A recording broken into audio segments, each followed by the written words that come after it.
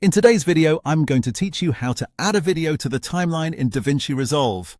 This is one of the most basic and important editing skills to learn, because before you can trim, arrange, or enhance your footage, you first need to place it into your timeline correctly. The good news is that DaVinci Resolve makes this process very simple once you know where to look. To begin, go to the top left area of the interface and click on Media Pool. This will open your Media Pool, which is the section where your imported files are stored and organized. If you're new to DaVinci Resolve, think of the Media Pool as the place where all of your project assets live before you start editing them on the timeline. Opening this panel is the first step because you need access to your video clips before you can use them in your edit.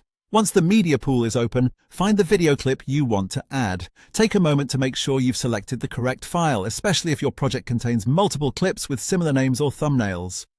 Being careful here can save time later and help keep your edit organized from the start.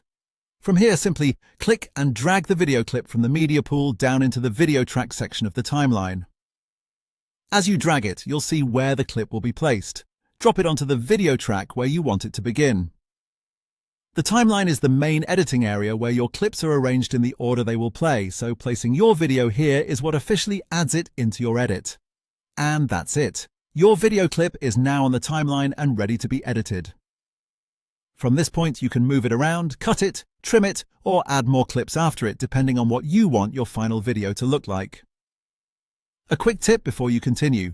Make sure you place the clip on a video track and not in an empty area outside the timeline tracks, because dropping it in the wrong spot may not give you the result you expect.